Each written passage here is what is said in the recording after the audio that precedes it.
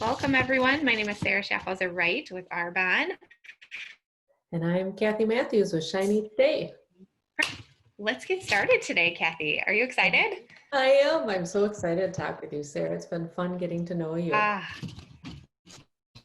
It's been an absolute blast. So I just wanted to get started by asking a couple questions. First of all, how did you get started with Shiny Today, your company? Yeah, I actually started Shine Each Day because I am so passionate about sleep. I'm actually a licensed parent educator and I teach in a school district, and I have for about the last 16 years. And what I learned was, what I've realized, I guess, is that there's so many people that don't have access to ECFE or can attend ECFE. And my passion to help people with sleep and with their parenting through Shine Each Day allows me to reach people further away than in my hometown of Eden Prairie. And so that is kind of how I got going with it. And I love reaching out to parents, and we do it just like this over Zoom. And so I can meet with anybody anywhere, which is fabulous because there's a lot of parents that need support. Yes, absolutely. And so for those not familiar, ECFE is early childhood family education, correct, Kathy? It is, yep. And it's something Awesome. that is offered in Minnesota, but not any other states. And it's where parents and kids come together, birth to age 5. Um, but we're the only state that has this kind of program. And I know what an asset it was for myself, as well as all the other parents that I work with. And so I want to create that kind of community and connection for parents who don't have access to that kind of programming. Right. And from our personal experience, we've done it since we moved to northern Minnesota, and it has been an absolute blessing. So I love that you're a part of that. So as a sleep coach, as a parent educator, why? I know many of us are like, yes, I know I need sleep, and myself included, I need more of it, but why is sleep so important? Yeah, sleep is so essential to all of our bodily functions, to our ability to stay healthy. It really impacts our immune systems, which we are all, of course, heightened awareness about currently with COVID.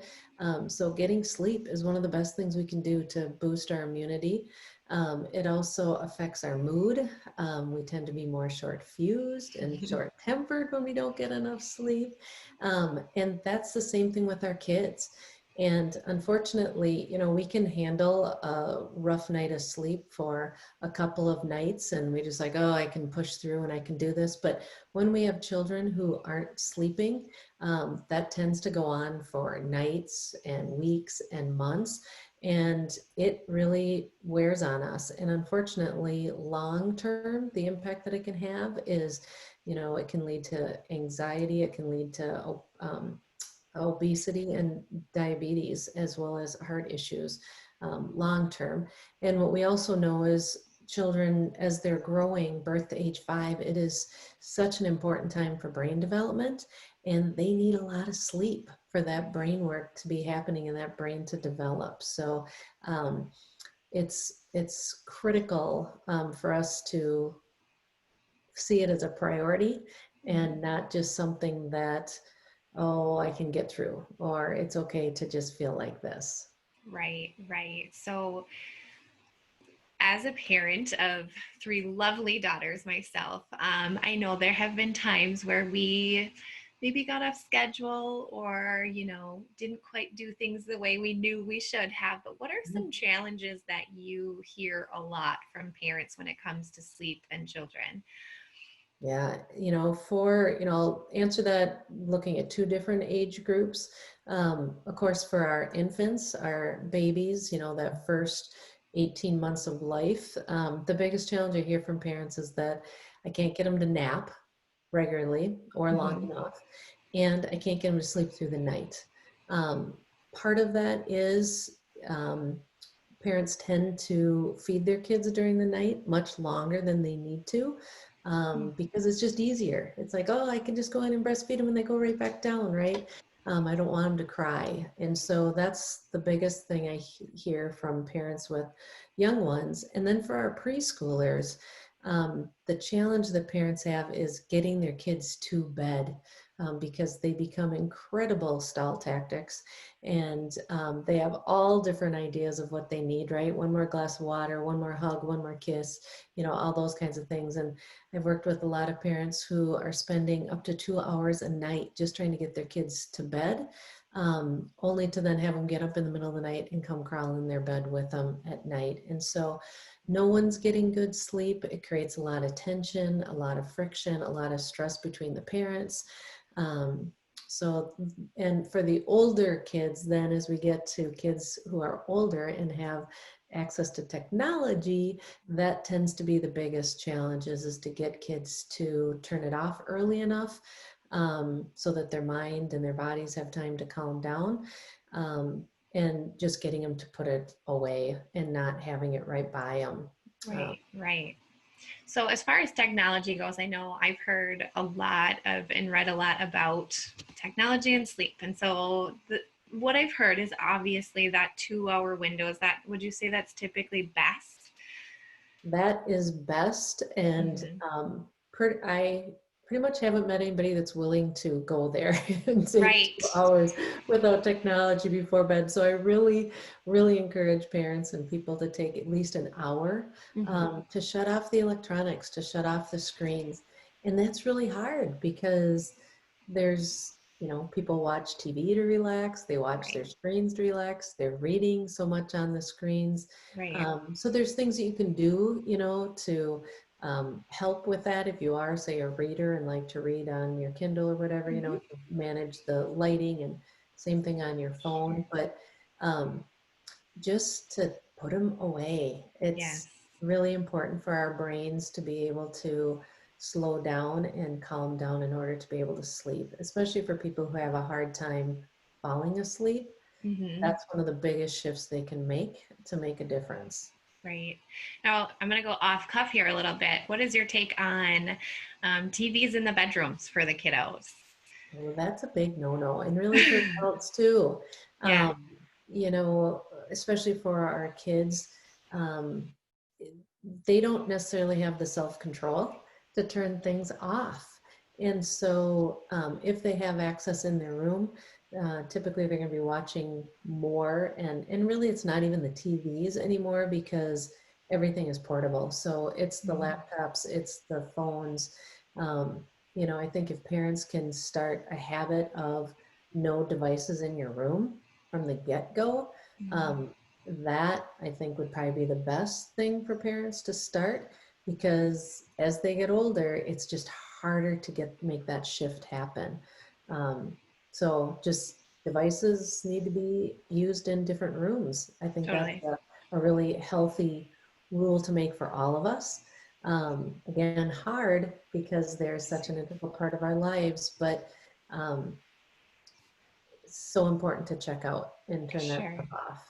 Sure, absolutely. So that's awesome advice. What other advice? I know I have a few friends and family members who have well, I have to lay down with my kiddo just to get them to fall asleep. And then, of course, like you said, then they're not getting that quiet time after. So, what kind of advice would you get for helping maybe get the kiddos to bed, or some other advice that you'd like to share with us? Yeah, it might sound silly, but I really want parents to just believe that their kids can put themselves to sleep, and that it's natural to want to go to sleep. And we have this myth, I guess, as parents, that it's our job to put our kids to sleep. And so we feel like we have to do that, right? We have to rock them, we have to bounce them, we have to feed them, we have to put them in their crib asleep. Or I can't leave my child in their room alone unless they're asleep. And I think making that mind shift is the first step for parents to really believe that their kids can do it. And then the steps that you take to help them be able to do that is, of course, totally age dependent on um, the child and really the family, Right. and their situation, and how they want to work through things. So to me, that's really the first shift, is to just start to believe that your child can put themselves to sleep, Mm. and then it's natural for them to sleep, and then allowing that opportunity and that space for them to do that. Right. Right. Yeah. Awesome. Awesome. So, as a sleep coach with Shine Each Day and owner of Shine Each Day, which I absolutely love your mission and everything that you do. And I love where you're from. I'm a little partial. So, how do you, with Shine Each Day, how do you help people?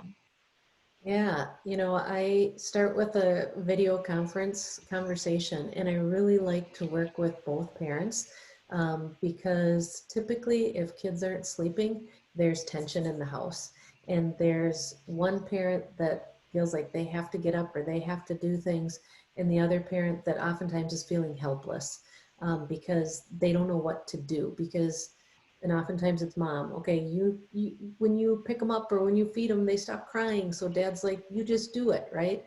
But dads are sitting there feeling very um, helpless and frustrated almost. And so I really like to have both parents involved in the conversation. Mm. So then we talk about what's working, what's not working. We then look at the whole day, because I am a huge believer that good sleep starts in the morning. And a lot of parents, will say, oh, my kid's not sleeping, should I let him cry it out? And I don't even like to answer that question, because there's so many things we need to look at through the whole day Right. that is important. When are kids eating? When are kids um, eating solids or bottles or breastfed? What do naps look like? What's the environment look like? Are they going to daycare? Are they not going to daycare? Um, um, are there siblings? Are there not siblings? Because all of that plays into how parents want to help make these changes. And so we talk about those details, and then I provide really a schedule from morning until night, and even down to scripts of what to say. So I've had a dad tell me, okay, I'm writing my script down and I'm putting it on the outside of his door, so that every time I peek in there, I know exactly what to say and I don't deviate. And so I also provide resources for them, visual schedules and things like that, so parents can have what they need to start implementing. And then once they start implementing, I'm there for them via phone, via text, via email, however they want to communicate, because we all know, right? We can make the best laid plan. Right. Um, and then our children come into play, and they have a different idea of how this is going to go. Mm-hmm. And so parents are like, okay, I know you told me to do this, but now this is how they're responding. What should I do?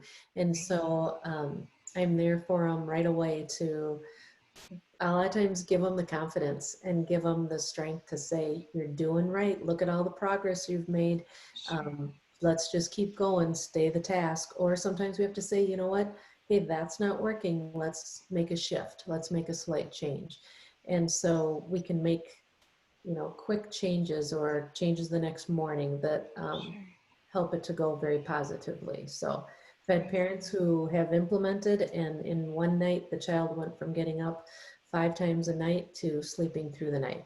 Awesome. I Um, was just going to ask you if you would love to share, one or two testimonials of people who have worked with you and the yeah, success that they've seen. That's great. Yeah. Do you have yeah. any others too that you'd like to share? I do. The younger the child is, the quicker the results we can get, because there's just not it's not as embedded in them. And so I love working with parents with kids like 5 months to 8 months, because we can Mhm. start to really get good habits in place, so that they don't have to call me when they're 2.5 and 3, Sure. because their child doesn't know how to fall asleep on their own. A lot of times parents get to about the year mark, and that's when they go, okay, I can't do this anymore, I'm exhausted. And that's a great time to start with the sleep coach or start working with me as well. um, Most recently, I've been working with a lot of preschool kids who have never fallen asleep on their own. And Mhm. so it's, again, putting structure in place and changing, it's really kind of turning their world upside down because they have to learn a skill that they don't know how to do yet. And so that takes a little bit longer for the parents to be consistent and persistent in order to get the shift to change. But literally within 2 nights, you can already see a huge difference because the kids are learning the skill and they can fall asleep on their own. Awesome. So, for my parents who are watching this right now or watching the recording, I want you to close your eyes and I want you to imagine 2 days from now what it's going to feel like to put your kiddo down and know that they're going to go down, stay asleep, or that you're making huge progress from where so exciting. I love, love, love what you do. So I know we're going to have people watching this who are going to want to connect with you, Kathy. So, what is the best way for them to connect with you? Probably the easiest thing is to say to go to my website at shineeachday.com. On there, I've got a contact spot that they can send me an email if they'd like me to reach out and have a free conversation about what's going on. I also have a free download on the keys to peaceful sleep, which gives you a whole ton of great information that parents can start looking at and saying, what changes could I make? And can I do this on my own, or do I need some additional coaching support? So the website's on there. And then I'm also doing, in this time of COVID, on August 20th, I'm also doing a free webinar on parenting during COVID. And so parents are welcome to sign up for that. There's a tab that you can click on for the free webinar and get registered for that as well. But my website's probably the best place to go. Great. There's also, I have a Facebook group called Parent Support Shine Each Day. So they can join that as well. Awesome. Awesome. Well, for my Facebook audience, we'll make sure that we get those in the comments here. But Kathy, thank you so much for your time. I know that there's going to be tons of people who get to see this and just get so much value out of what you've shared today. And hopefully we'll be following you and connecting with you because I know would absolutely benefit from what you do. So thank you so much for your time today, and looking forward to continuing to growing and getting to know you and sharing you with the world because you're awesome. Oh, thanks, Sarah. So are you. You just have such a beautiful smile and presence. So thanks for this interview, and thanks for letting me share what I do and what I'm passionate about in helping parents get sleep Yes. And make those wonderful connections with their kids. Awesome. Awesome. You guys make sure to check out Kathy's page at Shine Each Day over on Facebook, and we will talk to you all soon. Bye-bye.